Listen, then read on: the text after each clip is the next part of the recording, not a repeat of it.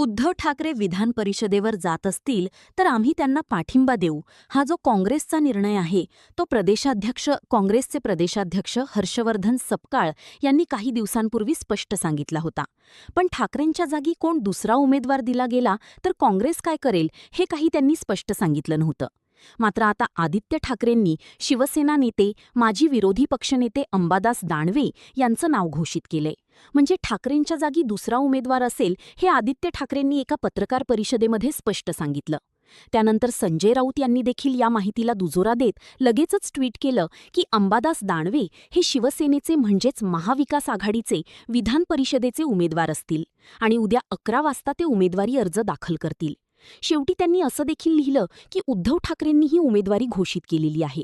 आता संजय राऊत यांनी भले म्हटलंय अंबादास दानवे हे महाविकास आघाडीचे विधान परिषदेचे उमेदवार असतील, पण काँग्रेस तसा होऊ देणार आहे का हा प्रश्न आता आहे.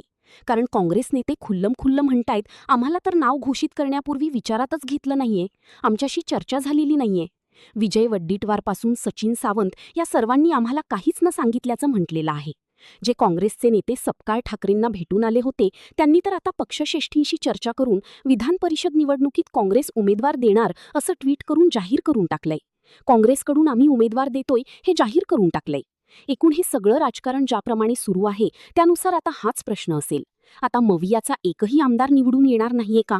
तुला ना मला देऊन टाक भलत्याला अशी परिस्थिती निर्माण होणार आहे का? शिवसेनेने दानवे यांची निवड का केली असावी आणि यात सुषमा अंधारे नाराज होतील का? सगळं काही जाणून घेऊया या व्हिडिओच्या माध्यमातून. या विषयाला आपण सुरुवातीपासून सुरू करूया. तर मंडळी, विधान परिषद निवडणुकांसाठी भाजपने कालच त्यांची 5 नावे जाहीर केली आहेत आणि यातच लगेच दुसऱ्या दिवशी ठाकरेंच्या शिवसेनेकडून देखील विधान परिषद निवडणुकांसाठी नाव जाहीर करण्यात आलेलं आहे. मवियाचे उमेदवार म्हणून स्वतः उद्धव ठाकरेंनी विधान परिषदेची उमेदवारी घ्यावी असा आग्रह काँग्रेस आणि शरद पवारांच्या राष्ट्रवादीकडून केला जात असताना शेवटच्या क्षणी आघाडीवर असलेलं नाव मागे घेत, उद्धव ठाकरेंचं नाव मागे घेत शिवसेनेने अंबादास दानवे यांचं नाव जाहीर केलं. आणि आता या सगळ्या राजकारणामुळे आघाडीत बिघाडी झाल्याचं पाहायला मिळतंय.